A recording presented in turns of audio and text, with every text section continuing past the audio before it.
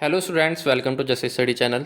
तो आज की इस वीडियो में डिस्कस करेंगे सीटेट एग्ज़ाम के बारे में कि सीटेट एग्ज़ाम कौन से स्टूडेंट दे सकते हैं, उनके पास क्या एलिजिबिलिटी होनी चाहिए, आपकी एज लिमिट, क्वालिफाइंग मार्क्स और नेक्स्ट सीटेट आपका कब होगा और जो इसका एग्ज़ाम पैटर्न है वो किस तरह से रहता है और इसमें किस तरह से किन किन सब्जेक्ट में आप पेपर दे सकते हैं।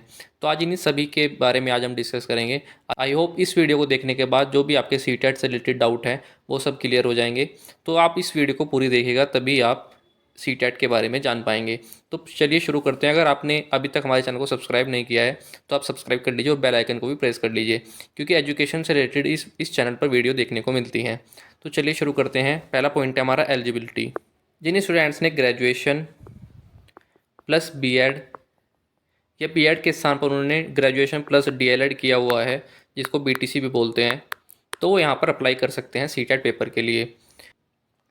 चाहे उन्होंने अभी बीएड में एडमिशन ही क्यों ना लिया हो तो वो भी अप्लाई कर सकते हैं।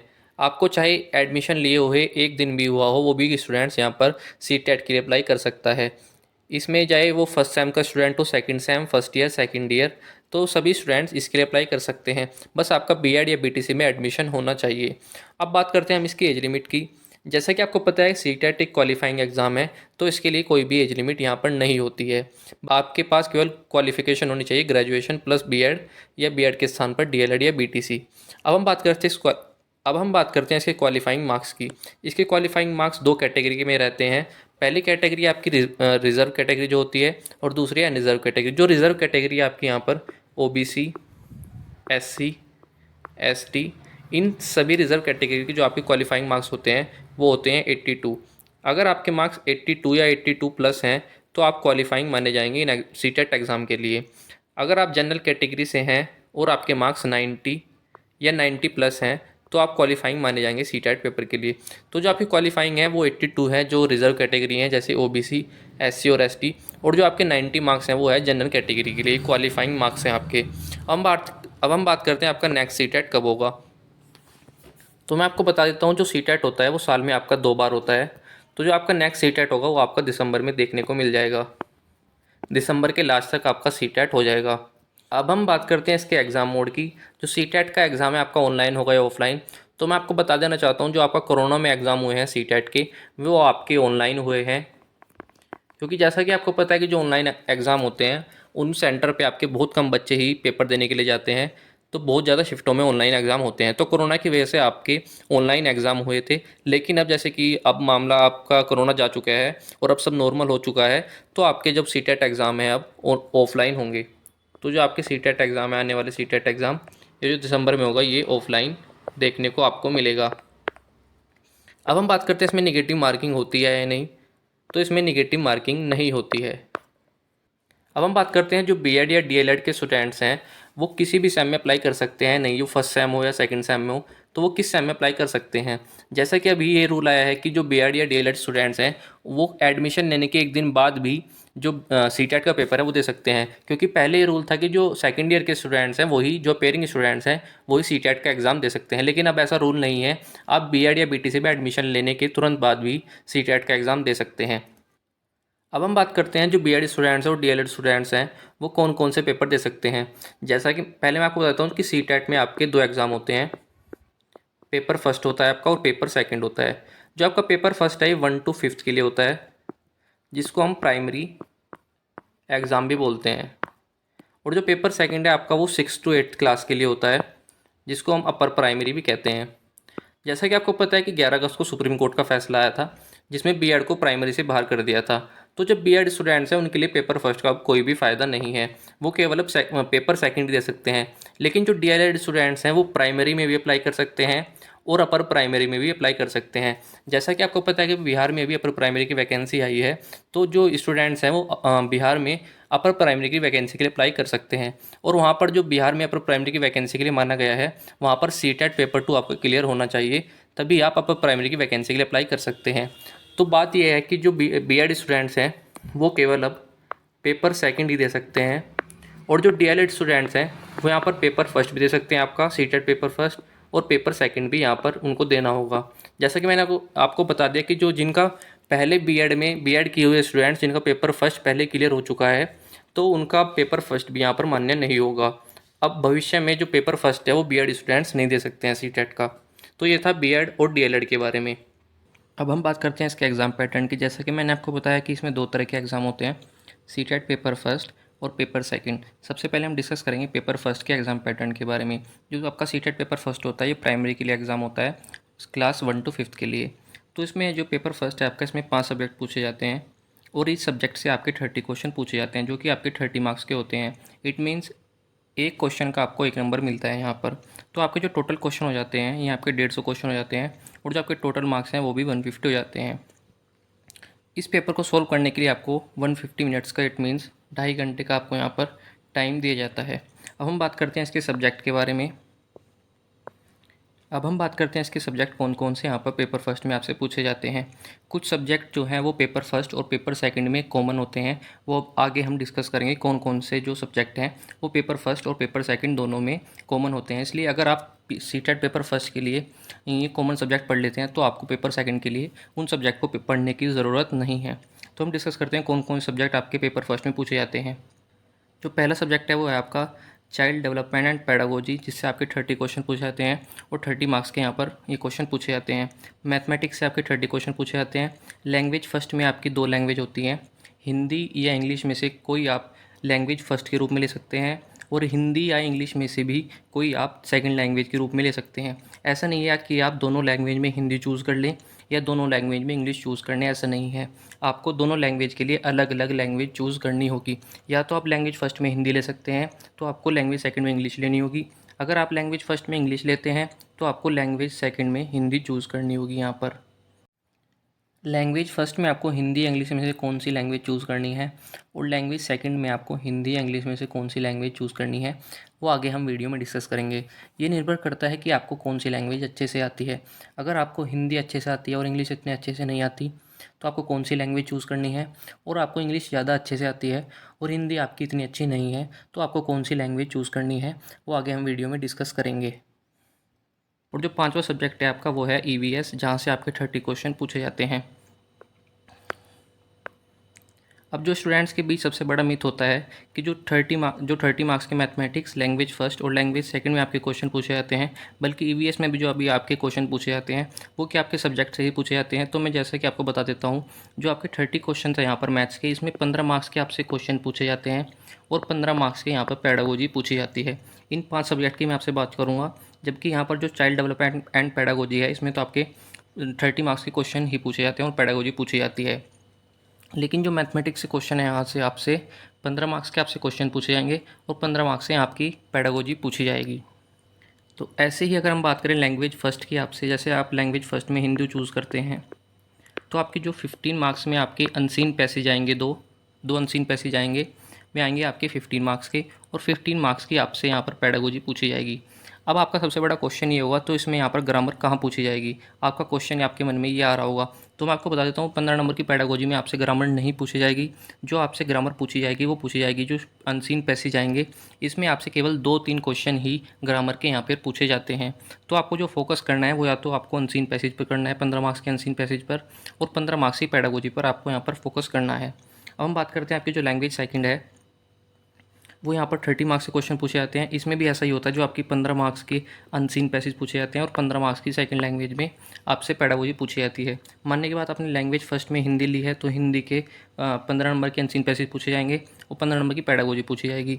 ऐसे ही लैंग्वेज सेकंड में आपसे 15 मार्क्स का जो अनसीन पैसेज है, जैसे इंग्लिश लिया आपने तो 15 मार्क्स का इंग्लिश का अनसीन पैसेज और 15 मार्क्स में इंग्लिश की आपसे पेडागोजी पूछी जाएगी।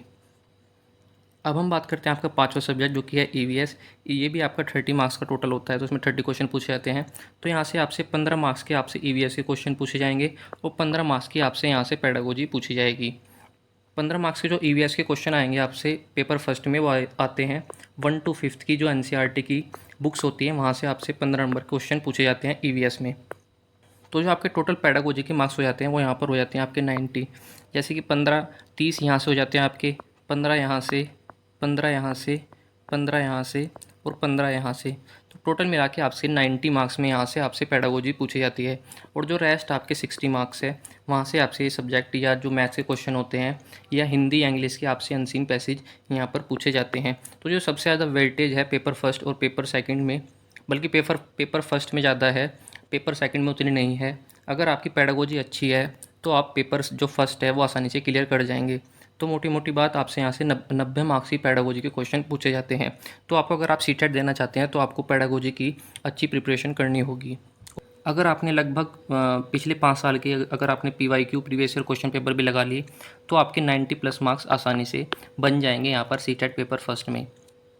तो सबसे ज़रूरी यहाँ पर ये होता है, ये पेपर इतना भारी नहीं है, बल्कि कुछ बच्चे इसके एग्ज़ाम पैटर्न को नहीं समझ पाते हैं। जैसे कि मैंने आपको बताया, जैसे लैंग्वेज फर्स्ट में आपकी हिंदी इंग्लिश और हिंदी या इंग्लिश पूछी जाती है, लैंग्वेज सेकंड लैंग्वेज, दोनों लैंग्वेज में।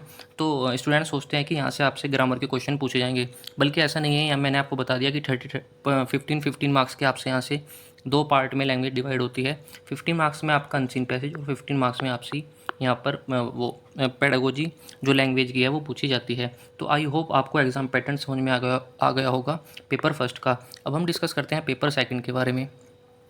पेपर सेकंड में आपके 4 सब्जेक्ट पूछे जाते हैं, जिसमें आपकी child development and pedagogy, language first और लैंग्वेज सेकंड आपकी कॉमन होती है, जो कि पेपर फर्स्ट और पेपर सेकंड दोनों में आपसे यहाँ से क्वेश्चन पूछे जाते हैं। अगर आप पेपर फर्स्ट का पूरा पढ़ लेते हैं ये 3 सब्जेक्ट, तो आपको ये 3 सब्जेक्ट पेपर सेकंड में पढ़ने की ज़रूरत नहीं है। जो आपको पेपर सेकंड में पढ़ना है वो पढ़ना है आपका अपना सब्जेक्ट। जो आपको, जैसे जो साइंस स्ट्रीम के स्टूडेंट हैं वो पेपर सेकंड में साइंस एंड मैथ्स चूज़ करेंगे अपना सब्जेक्ट, और जो SST के आर्ट्स के स्टूडेंट हैं वो यहाँ पर SST चूज़ करेंगे पेपर सेकंड के लिए। तो उनको यहाँ पर जो मैथ्स, साइंस एंड मैथ्स के क्वेश्चन पूछे जाएंगे वो 60 पूछे जाएंगे, जो साइंस एंड मैथ्स वाले होंगे। और जो SST के स्टूडेंट्स होंगे उनके यहाँ पर सब्जेक्ट से 60 मार्क्स से क्वेश्चन पूछे जाएंगे। तो स्टूडेंट्स, ये होता है इसका एग्जाम पैटर्न पेपर सेकंड का, जिसमें 30 क्वेश्चन चाइल्ड डेवलपमेंट पेडागोजी से, 30 क्वेश्चन आपके लैंग्वेज फर्स्ट से। लैंग्वेज फर्स्ट या सेकंड में मैंने आपको जैसे कि बता दिया, हिंदी इंग्लिश ले सकते हैं आप, दोनों कॉमन लैंग्वेज आप यहाँ पर नहीं ले सकते हैं। जिन्होंने साइंस एंड मैथ्स चूज़ किया पेपर सेकंड के लिए, तो उनको यहाँ पर 60 क्वेश्चन साइंस एंड मैथ्स से दिए जाएंगे। और जिन्होंने सब्जेक्ट अपना SST चूज़ किया है, तो उनको यहाँ पर 60 क्वेश्चन SST के देखने को मिलेंगे। तो आपके यहाँ पर टोटल मार्क्स हो जाते हैं 150, और जो नंबर ऑफ क्वेश्चन है यहाँ पर वो भी 150 हैं। और यहाँ पर भी आपको ढाई घंटे का आपको समय दिया जाता है। तो ये जो दोनों पेपर हैं, पेपर फर्स्ट और पेपर सेकंड, आपके ऑफलाइन या ऑनलाइन एक ही दिन में कंडक्ट करा लिए जाते हैं। और जो दोनों पेपर के बीच का टाइम होता है वो 1 आवर का होता है। तो लगभग आपका पूरा दिन ही पेपर देने में चला जाता है, क्योंकि ढाई घंटे के तो आपके पेपर हो जाते हैं, और बीच में आपको जो समय मिलता है वो 1 आवर का होता है। तो स्टूडेंट्स, आई होप आपको एग्ज़ाम पैटर्न समझ में आ गया होगा पेपर फर्स्ट और पेपर सेकंड का। तो आगे आने वाले वीडियो में हम डिस्कस करेंगे कि आपको कहाँ से ऑनलाइन पढ़ना है या ऑफलाइन पढ़ना है, वो भी हम डिस्कस करेंगे। सबसे पहले मैं आपको बताता हूँ कि ये पेपर इतना हार्ड नहीं होता है। आप इसमें आसानी से ऑनलाइन यूट्यूब से प्रिपरेशन कर भी आसानी से 100 प्लस मार्क्स आसानी से स्कोर कर सकते हैं। बल्कि आपको सही स्ट्रैटेजी की ज़रूरत होती है, और आपको इसका जो एग्ज़ाम पैटर्न है वो भी समझना होता है। तो स्टूडेंट्स, अब हम डिस्कस करते हैं आगे कुछ पॉइंट्स के बारे में। तो जो स्टूडेंट्स का डाउट है कि पेपर सेकंड में हमको अपनी जो सब्जेक्ट है वो मैथ्स एंड साइंस लेना है या SST लेना है, तो मैं आपको बताता हूँ, अगर आपने B.Ed में अपना सब्जेक्ट मैथ्स एंड साइंस लिया है, तो आपको यहाँ पर पेपर सेकंड में अपना सब्जेक्ट जो है, जो अपना पेपर है वो मैथ्स एंड साइंस से देना है। अगर आपने B.Ed में अपना सब्जेक्ट SST चूज़ किया है, तो आपको पेपर सेकंड में यहाँ SST चूज़ करना है। मैंने आपको बता दिया कि पेपर सेकंड में आपके 60 क्वेश्चन पूछे जाते हैं मैथ्स एंड साइंस से, और SST में भी 60 क्वेश्चन आपको यहाँ पर देखने को मिलते हैं। अब हम बात करते हैं, कुछ स्टूडेंट्स का डाउट आता है कि जो PGT की वैकेंसी आती है, तो वहाँ पर कौन से CTET पेपर की ज़रूरत पड़ती है। तो जैसा कि मैंने आपको बताया था कि CTET में 2 तरह के पेपर होते हैं। CTET में 2 तरह के पेपर होते हैं, CTET पेपर फर्स्ट और पेपर सेकंड। पेपर फर्स्ट जो होता है वो आपका 1 to 5th के लिए होता है, और पेपर सेकंड आपका 6 to 8th, it means upper primary के लिए होता है। तो जो PGT की वैकेंसी आती है वो आती है आपकी 11th to 12th के लिए। तो यहाँ पर जो CTET का एग्ज़ाम होता है वो PGT के लिए नहीं होता है। जो PGT की वैकेंसी आती है उनके लिए आप बिना CTET के भी अप्लाई कर सकते हैं। तो मैंने आपको बता दिया कि CTET यहाँ पर अप्लाई नहीं होता है PGT के लिए, बल्कि CTET का कोई भी एग्ज़ाम यहाँ पर कंडक्ट नहीं होता है। जो PGT का एग्ज़ाम होता है वो प्राइमरी, अपर प्राइमरी और TGT की वैकेंसी के लिए ही अप्लाई होता है। जैसा कि आपने देखा होगा कि अभी हाल ही में BPSC की वैकेंसी आई है अपर प्राइमरी की 31,982। तो वहाँ पर जब आप अपर प्राइमरी की वैकेंसी के लिए अप्लाई करेंगे, तो वहाँ पर आपको CTET पेपर 2 क्लियर करना होगा, तभी आप इन वैकेंसी के लिए अप्लाई कर पाएंगे। तो स्टूडेंट्स, आपने जान लिया कि CTET पेपर फर्स्ट प्राइमरी के लिए होता है, और पेपर सेकंड आपका अपर प्राइमरी के लिए होता है, और PGT के लिए यहाँ पर कोई भी CTET नहीं होता है। स्टूडेंट्स, अब हम बात करते हैं इसका सिलेबस कहाँ से पूछा जाता है, इसका सिलेबस क्या होता है पेपर फर्स्ट और पेपर सेकंड का। तो मैं आपको बता देता हूँ, जो पेपर फर्स्ट का आपका सिलेबस होता है, वो जो क्वेश्चन आते हैं आपके, वो 1 to 5 की जो एनसीईआरटी की बुक्स होते हैं, एनसीईआरटी की जो बुक्स होते हैं, वहीं से आपके क्वेश्चन पूछे जाते हैं। जैसे जो ईवीएस के क्वेश्चन है वो सभी लगभग 1 to 5 की एनसीईआरटी की बुक से ही पूछे जाते हैं। और जो मैथ्स के क्वेश्चन हैं वो भी 5th क्लास तक के ही पूछे जाते हैं आपसे पेपर फर्स्ट में। और जो पेपर सेकंड के क्वेश्चन आते हैं मैथ्स एंड साइंस के लिए, वो भी आपकी 8th क्लास तक की एनसीईआरटी से ही पूछे जाते हैं। तो जो पेपर सेकंड का सिलेबस है आपका, अगर आपने 1 to 8th क्लास तक की आपने एनसीईआरटी की बुक्स पढ़ ली हैं तो आपका सारा सिलेबस यहाँ पर कवर हो जाएगा।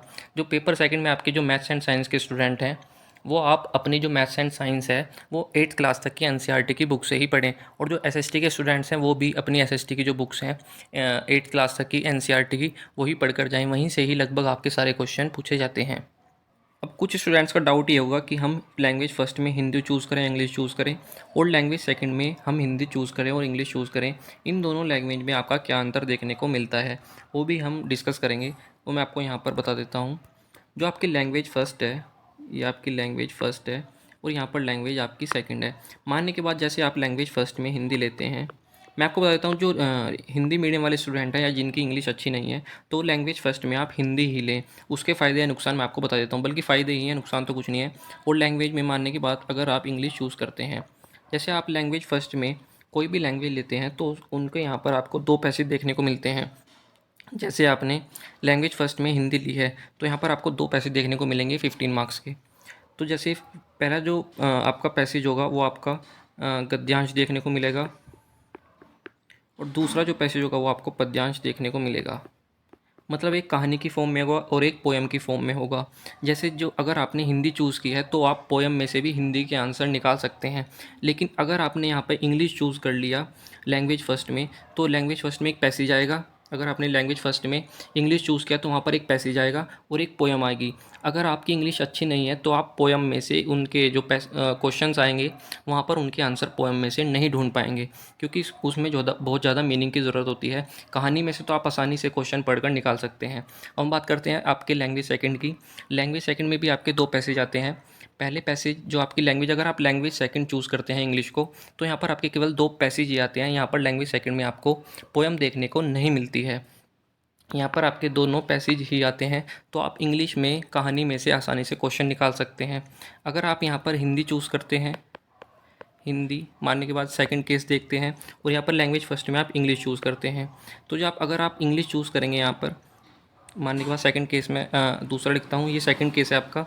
फर्स्ट केस तो अगर आपने यहाँ पर लैंग्वेज फ़र्स्ट है आपकी और लैंग्वेज सेकंड। फर्स्ट केस ये था कि आपने फ़र्स्ट लैंग्वेज हिंदी ली और सेकंड लैंग्वेज इंग्लिश ली, जो कि अच्छा है। फर्स्ट केस ही हिंदी मीडियम के स्टूडेंट्स हैं जिनकी इंग्लिश अच्छी नहीं है, उनके लिए जो केस फर्स्ट है वही अच्छा है। अब सेकंड केस की बात करते हैं। अगर आपने इंग्लिश ली सेकंड फर्स्ट लैंग्वेज और हिंदी ली आपकी सेकंड लैंग्वेज, जैसे आपने इंग्लिश में 2 पैसेज आते हैं, फर्स्ट जो मतलब फर्स्ट लैंग्वेज है उसमें 2 पैसेज आएंगे। एक में आपकी पोएम आएगी, एक पोएम आएगी और एक आपका पैसेज आएगा। और जो हिंदी है जो आपकी सेकंड लैंग्वेज है, यहाँ पर आपके दोनों कहानी के तौर पर ही आएंगे।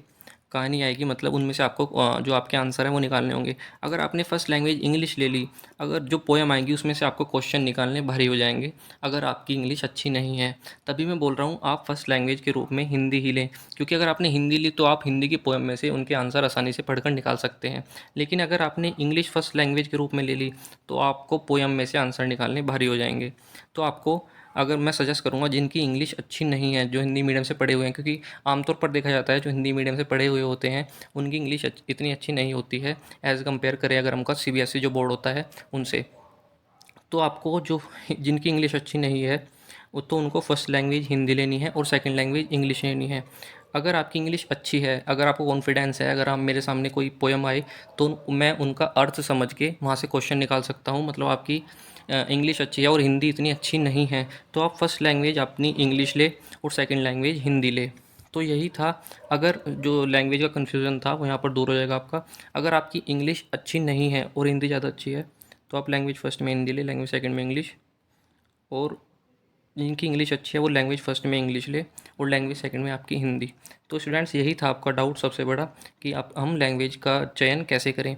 तो स्टूडेंट्स आई होप आपको सभी इन्फॉर्मेशन समझ में आ गई होगी। अगर फिर भी आपको कोई डाउट बचता है तो आप कमेंट बॉक्स में कमेंट करके पूछ सकते हैं।